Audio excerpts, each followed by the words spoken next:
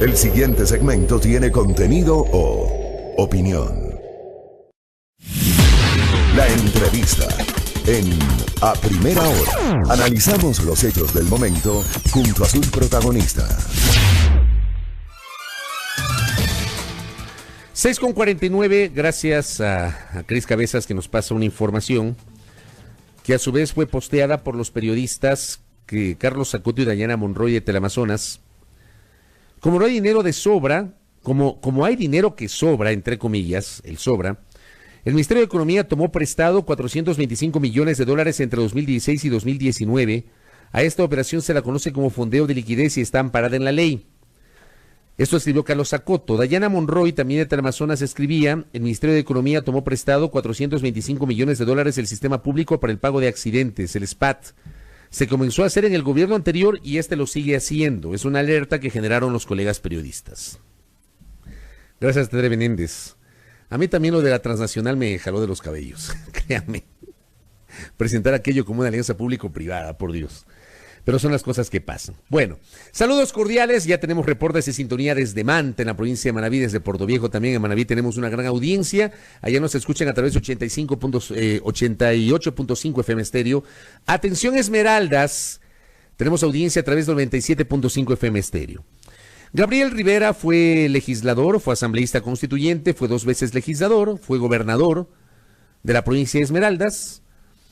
Hoy activista político y abogado en libre ejercicio. Gabriel Rivera estuvo el día viernes en la audiencia a través de la cual se conoció el caso de la detención de Pedro Rivadeneira, padre de la expresidenta de la Asamblea Nacional, actual asambleísta Gabriela Rivadeneira Burbano, sobre el que se dijeron muchas cosas a lo largo del día respecto de una conjunción de delitos, de supuestos delitos. Finalmente el señor Pedro Rivadeneira, sobre el señor Pedro Rivadeneira se dictaron medidas cautelares sustitutivas a la prisión preventiva. Recibimos a Gabriel Rivera aquí en nuestra mesa de trabajo. Doctor, bienvenido, buenos días. ¿Cómo le va? Muy buenos días, Fabricio. Buenos días a todos los amables escuchas. Y me suma ese saludo tuyo, Esmeraldas, y especialmente también a Manabí, tierra de mis padres, también donde yo vi la luz primera.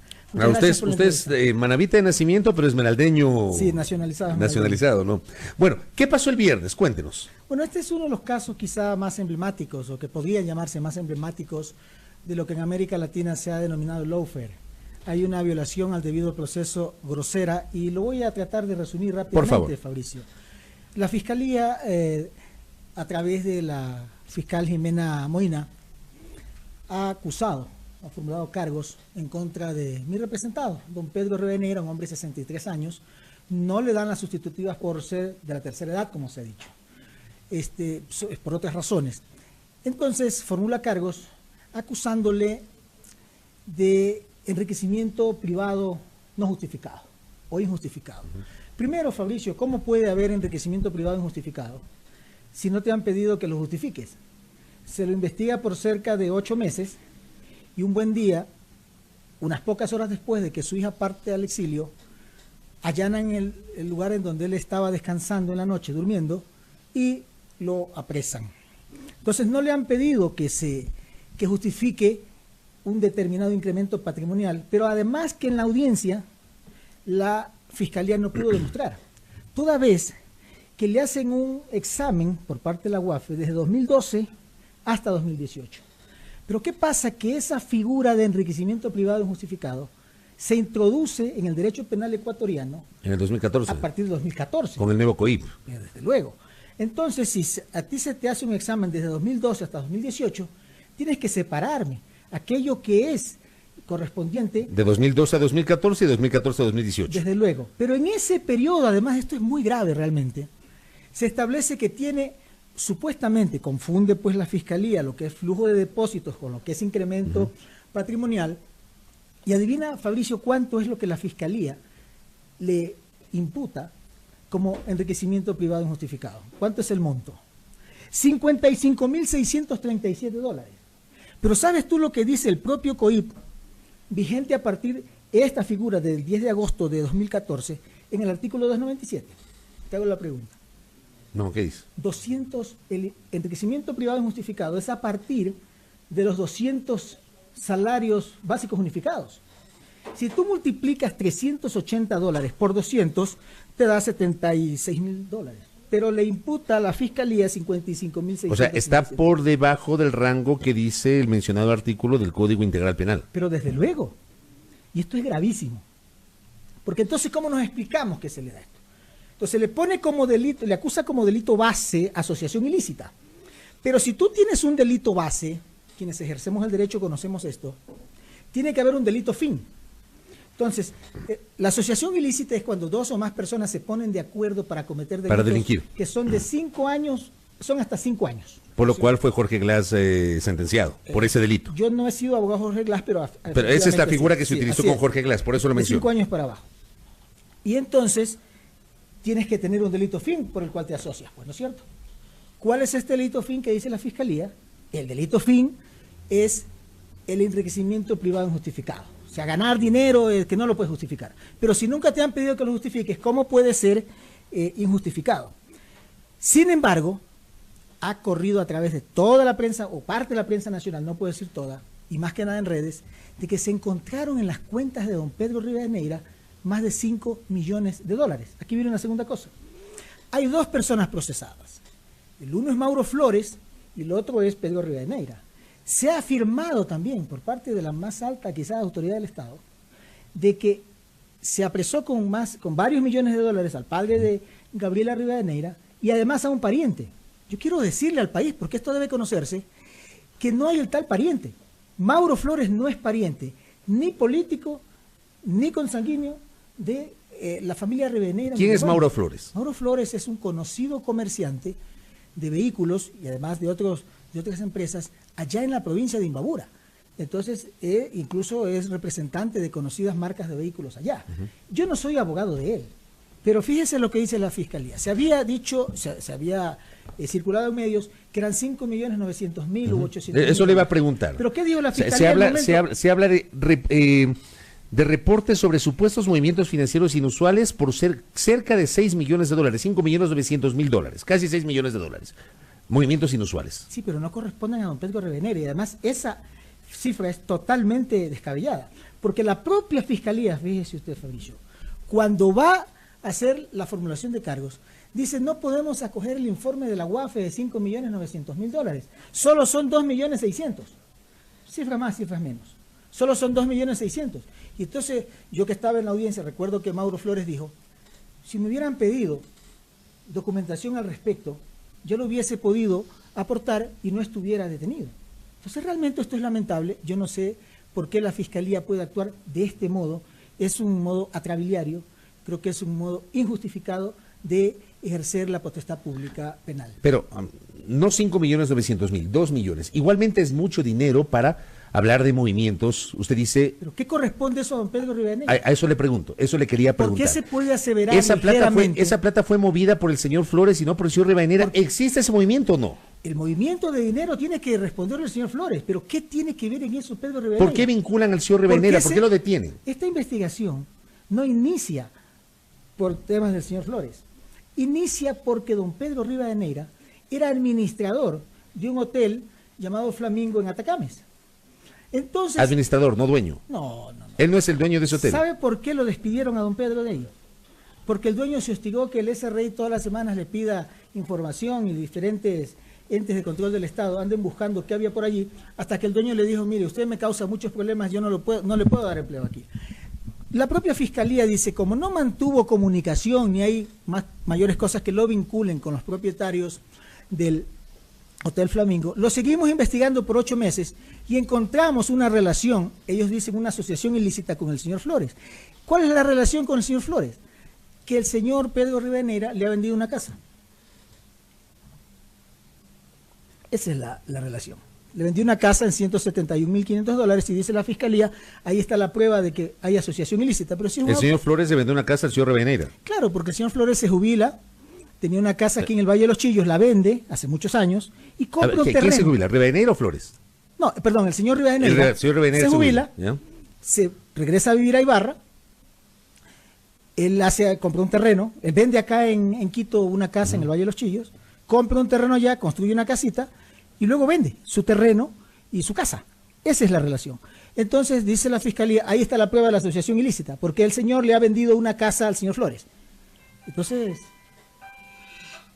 realmente eso en la instrucción fiscal, en los 90 días que tenemos, no va a poderlo demostrar la Fiscalía. Estamos absolutamente seguros. Yo he revisado la documentación, he revisado esos movimientos financieros y realmente jamás en ningún momento existieron esos 5 millones, ni siquiera $1 millón en los movimientos en todos sus años, desde 2012 hasta 2018 que se hacen. La Fiscalía dice que hay un incremento patrimonial injustificado de $55.000. Eso no es el monto base que establece el propio COI para ese tipo de delitos. Pero hay un incremento por ese valor. No lo hay. Aunque no sea, digamos, susceptible de una sanción penal, como dice el COI. No es susceptible de una sanción penal. Pero más allá de eso, ¿hay o no hay esos 50 y... Es que lo que pasa es que la Fiscalía confunde lo que es un flujo de depósitos con incremento patrimonial. Ese es el tema de fondo. ¿Por qué pasa esto con la Fiscalía? Yo quiero esto también conversarlo con la ciudadanía, Fabricio, porque es muy importante. ¿Por qué pasa esto con la Fiscalía? Porque, ¿qué es lo que hace? La Fiscalía, en ejercicio de la potestad penal, en nombre de la sociedad además, llega una noticia criminal o por diferentes medios, inicia una investigación fiscal que se llama, no indagación previa, una investigación previa fiscal. Y entonces tiene que recoger todos los elementos que puedan demostrar el posible cometimiento de un delito. Pero tiene que comunicarle pues a la parte investigada. La propia Convención Interamericana de Derechos Humanos lo establece, la Constitución de la República lo establece, y más que nada también el Código Orgánico de la Función Judicial, en el artículo 282, numeral 3, establece que tiene que ponerse en conocimiento, en este caso de las partes o de los que posiblemente luego sean procesados, esta investigación. ¿Por qué se hace esto, Fabricio? Esto debe hacerse por la simple razón de que esa persona tiene derecho en todas sus fases, dice la Constitución de la República, a conocer sobre investigaciones que se adelantan en su contra. Pero no hace eso la Fiscalía. La Fiscalía llama a todo el mundo a rendir versión, llama a la Fiscalía, llama al SRI, llama a los denunciantes, todo esto, pero no llama a la persona que está investigando. Entonces esto es realmente muy grave. Ok, se abren los 90 días de la instrucción fiscal. ¿Ustedes estuvieron de acuerdo con las medidas cautelares sustitutivas a la prisión preventiva? Usted me señalaba al inicio de que no fue que le dieron esa sustitución porque es una persona, no es un adulto mayor, o sea, no tiene más de 65 años el señor. 63 años tiene don Pedro. Pero ¿por qué le dieron esas medidas cautelares? O sea, ¿cuál fue el argumento del juez para viabilizar la posibilidad de que tenga medidas cautelares sustitutivas y se pueda defender en libertad? Yo creo que todas estas cosas que le he dicho, pero además también nosotros, y aquí también quiero poner en conocimiento a la ciudadanía algunas cosas. Como quienes ejercemos el derecho sabemos que cuando hay un tipo de audiencia de esta se debe de probar el arraigo, ¿no es cierto? Que esta persona no se va a fugar, que esta persona va a comparecer a juicio, que esta persona, en caso de que se le convoque a tal. Y entonces, primero te debo decir, nosotros no estamos de acuerdo con las medidas cautelares que se le impusieron. Nosotros creemos que él debería defenderse en libertad, incluso sin medidas cautelares, pero respetamos la posición del juez que ha dicho, bueno, voy a imponer estas medidas cautelares, que fueron 2, que son sustitutivas a la prisión preventiva, la una presentación periódica ante su autoridad y la otra prohibición de salir del país. Debe presentarse en Otavalo, ante la Fiscalía de Otavalo. Sí, claro. Pero verás lo que sucede. Lo detienen a las 10 de la noche y recién lo llevan al CDP a las 2 de la mañana. Don Pedro ha denunciado, me lo ha dicho a mí, es más su familia, que lo llevaron a un lugar llamado San Rafael que queda enfrente del lago San Pablo, en donde aparentemente pues fue intimidado por la Policía Nacional. Pero esto no se queda ahí, Fabricio, sino que además, fíjate, cuando ya a las 12 de la noche, que la audiencia se llevó más de 7 horas, el juez ordena su libertad. ¿Cuál es el procedimiento administrativo para la libertad? Emitir una boleta de escarcelamiento. La emite, la firma el señor juez, y se la entrega al policía a cargo del operativo que estaba de llevar a los detenidos. Y adivina qué pasó con esa boleta. No me diga que se perdió la boleta. ¿O se traspapeló la boleta? Bueno, como la audiencia fue en Otavalo, hay más o menos 30, 40 minutos entre Otavalo e Ibarra. Él estaba detenido en el CDP de Ibarra. Bueno, entonces la familia, los abogados, se trasladan a Ibarra pues a esperar que lleguen los detenidos, porque la audiencia es acá, lo suben a una camioneta de la PJ y se lo llevan, ¿no es cierto? Bueno, llegaron a las 3 de la mañana y llegó don Pedro, lo pusieron en su celda, pero no llegaba la boleta. Entonces, desesperada la familia y la defensa, empezamos a averiguar qué será del señor policía que tenía que traer la boleta. Bueno, el señor había desaparecido, se había ido a dormir a su casa y se había llevado la boleta de escarcelamiento. Insólito. No puede ser. Pero está eso, a todo el mundo le consta, allá en la provincia de Imbabura, entre Ibarra y en ese momento él tenía que trasladarse con la boleta. Pero claro, y con el detenido. El señor manda el detenido y se va con la boleta a dormir a la casa. Entonces, ante el enojo de la familia y de la defensa, desde luego, porque no podía ser de otra forma, entonces se le busca al señor, se consigue su teléfono, se le llama y dice, bueno, mañana la llevo. No, señor, usted la trae a este momento. Y bueno, cerca de las 5 de la mañana llegó a dejar la boleta y salió don Pedro. Eso es insólito, Fabricio. ¿La audiencia a qué hora se terminó? ¿A qué hora se emitió la boleta de excarcelación? La audiencia se terminó minutos pasando las 12 de la noche y a las 12:30 ya estaba la boleta. Entonces... O sea, 5 horas, casi 5 horas después aparece el policía. Sí, pero es que él no podía desaparecer. Es realmente algo impresentable. Es algo que riñe con el buen comportamiento, la buena conducta que debe tener un policía, pero además siembra muchas sospechas sobre el caso. Fíjese usted que al señor Rivadeneira lo detienen horas después de que su hija parte al exilio. ¿Usted relaciona lo uno con lo otro? Mire, yo ya a la edad que tengo debo decirle que, y con ¿Usted no cree en coincidencias? Estas cosas no pueden ser coincidencias. No puede ser coincidencia que al señor lo tengan desde las 10 de la noche hasta las 2 de la mañana, varias horas sin saber dónde está. Luego no puede ser coincidencia que desaparezca el señor policía que tiene la boleta de escarcelamiento, y todas estas cosas nos llaman mucho la atención. Pero no solamente esto. Cuando tú quieres establecer un arraigo, debes hacerlo documentadamente. Entonces, don Pedro tiene 2 microoperaciones al corazón. Tiene 5 stents que se han hecho para que él pueda seguir viviendo. Entonces fuimos, yo también con la familia, al IES a sacar su historia clínica. Entonces el IES nos dijo, tráiganos una carta escrita por parte de don Pedro. Le llevamos la autorización de don Pedro. Tráiganos la cédula. Bueno, la cédula la tiene la fiscalía, pues, porque en el allanamiento incautan los documentos. Claro. Entonces traiga la copia de la cédula. Llevamos la copia de la cédula. Queremos copia de la cédula a colores. Llevamos la cédula a colores. La firma no parece a la cédula original que tenemos, a los documentos que tenemos acá nosotros. Y finalmente, luego de tenernos dando vuelta como 4 horas, no nos dieron los documentos. El IES se negó a dar los documentos a la familia, a los hijos, a la defensa técnica, en este caso que yo la estaba dirigiendo en ese momento. Y entonces se niegan documentos que requeríamos para aprobar el arraigo, se pierde la boleta, lo desaparecen por varias horas a don Pedro, que ahora sabemos que estaba en un lugar llamado San Rafael, lo detienen con una acusación de asociación ilícita y además de enriquecimiento privado injustificado cuando el monto no da para tal cosa, lo asocian con tener $5 millones cuando ese monto ni siquiera la fiscalía lo aceptó en la formulación de cargos, y cuando ese dinero corresponde a uno de los mayores comerciantes de vehículos allá en la provincia de Imbabura y corresponde a un periodo de 2012 a 2018. Ya, ok, en conclusión, porque se me termina el tiempo. No es que al señor Pedro Rivadeneira le encontraron $5.900.000 en las manos. No, a él le encontraron $20.60. No $5.900.000. Definitivamente, ni le van a encontrar ni le han encontrado, porque él en sus cuentas tenía $20.60. Correcto. Y lo último, quiero pedirle a Gabriel Rivera una reacción de lo que dijo el presidente Lenín Moreno el mismo viernes. El Universo había publicado declaraciones del presidente: el gobierno anterior se ha llevado medio país. Dice, el presidente Moreno dijo que la unidad de análisis financiero detectó $millones en manos del padre y un pariente de una asambleísta que acaba de refugiarse en México. Esos políticos no queremos. Esto dijo en Cuenca. Y en el Cantón Paute dijo que el gobierno anterior se ha llevado medio país, que no eran todos, pero sí bastantes.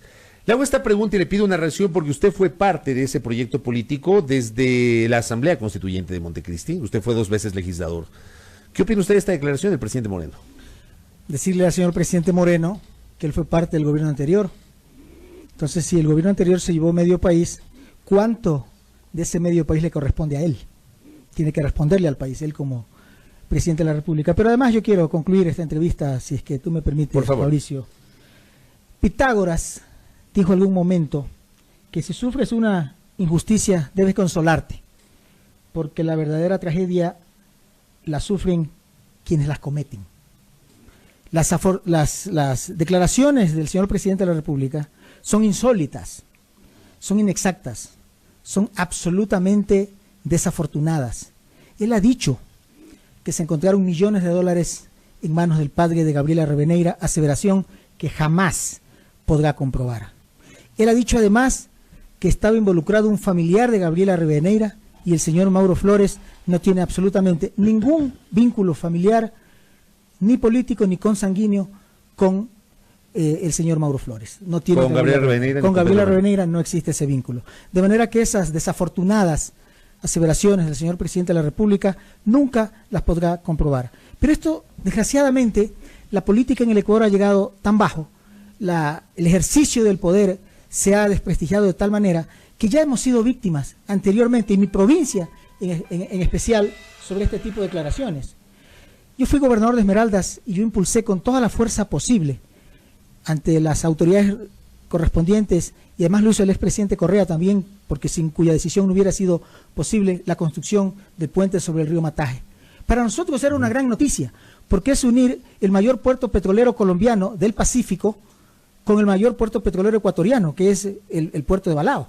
Entonces, para nosotros hacer ese corredor es muy importante para fomentar el comercio, para fomentar la industria, para fomentar el turismo especialmente, pero un día, estupefactos, vimos ante la prensa nacional y además todos los funcionarios y además prensa nacional diciendo que era un puente que era construido para el narcotráfico. Entonces nosotros nos sentimos en lo más profundo de nuestro ser ofendidos, porque habíamos soñado durante mucho tiempo de que esto se construya para que esto mejore la vida de miles de esmeraldeños y de colombianos. Y además que esto es parte de acuerdos binacionales. Entonces vimos esto realmente estupefactos. Hasta ahora no nos explicamos por qué, no merecemos unas disculpas. Quizá luego encontremos una respuesta. Pero sin ser suficiente esto, ahora un ciudadano tiene que escuchar lo que usted ha escuchado.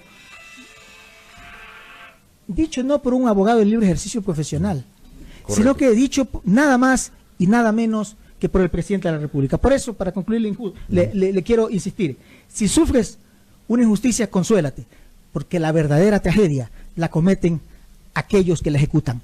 Gracias, doctor, por el tiempo.